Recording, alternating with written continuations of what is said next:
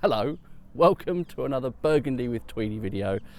I've today taken a delivery from Hand-Picked Burgundy. It's a wine merchant I have used a few times before, but it may have been more before I started doing these regular wine reviews on the channel. There was a time when they had some absolute bargains, and perhaps this is just, you know, the changing nature of Burgundy in general, but it just seems to be more and more stuff that's a little bit beyond the range that I'm prepared to pay. However, at my most recent inspection of their current wine list, I found this Bourgogne Hautes de Nuits, which is a part of Burgundy I always think delivers very good value for money. I'll put the price down there, I don't remember off the top of my head, but it was pretty reasonably priced, and they had two vintages, I think at the same price. This is the 2018. I also bought the 2017 to compare. I thought I'd start with the 2018 because you know, that's the one I'm likely to like less. Save the best or last, that principle. The producer is called Domaine Henri Naudin Ferrand, probably easier to read rather than to try and decipher from my, no doubt, fumbling of the French pronunciation there. As a reminder, the Bourgogne Hautes de Nuits is close to the Nuits Saint-Georges. It's an area that's sort of up on a hill, always a little bit cheaper than its immediate neighbours. It's not a village, it's a sort of broader area of I don't know, it's just the wilderness that seems to be dotted with vineyards. And based on at least the wines that Philippe Gavinier produces from there, I think it can be outstanding. And perhaps best of all, as always within the crazy norms of Burgundy, I think it provides very good value for money. So again, can't remember the exact price, but I think this was in the region of 30 quid, which by Burgundy standards is a cheap bottle of wine. Anywhere else, that is an expensive bottle of wine. Cork came out a little bit too easily. It's not a great start, but oh well. I think I've got a bit of the cork in my glass there as well. Relatively pale-ish sort of a colour there, I would say. And it's another one where it looks, the word murky sounds bad, but the opposite of bright and clear. 2018 then, that hot year. On the nose, surprisingly youthful cherry to start off with. That's like that sort of Pinot character you'd expect from something only kind of a couple of years old, not something now 6 years old. So it is some sort of cherry character. And there's maybe some other soft red berry fruit. Perhaps there are hints of strawberry, raspberry, red currant, that sort of thing. Relatively on the light side, all of that. Certainly not getting dark cherries and black plums, dark plums, all that kind of stuff.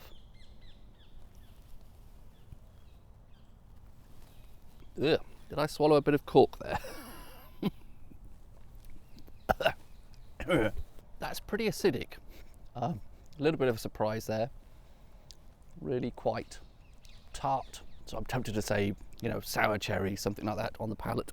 Not sure this is in particularly good condition, to be honest. I think that's a little bit beyond the level of acidity I would consider to be pleasant. It may just be that this needs another couple of years or something to settle down, but I thought this might make for a slightly nicer backdrop for giving this a second chance. Don't quite know what was the issue there, but first glass, very, very acidic, and did seem to sort of settle down a little bit towards the end, so I don't know. Perhaps I'm getting bitten by stuff now.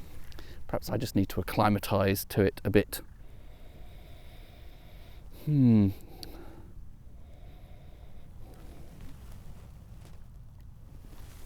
Yeah, it has settled down a bit, but still really pretty bright on the acidity there. I guess in amongst that there is a little bit of tannin as well. I'm feeling that on the side of my tongue for some reason, manifesting there. There is definitely fruit character. Like I said before, we're probably talking sour cherry. It's hard not to think of sour things as it's really quite acidic. Whenever I talk about acidity, I feel I always have to prefix it by saying I like acidity in wine. It's part of the reason I like English sparkling so much, and a part of the reason Burgundy is my favourite red wine. It is a fairly acidic. Pinot Noir in general is a relatively acidic grape, certainly not big and jammy. Within Burgundy, this is the highest bit, so it's probably cooler than the rest of Burgundy, and it is going to make a lighter, slightly zingier style of Pinot Noir.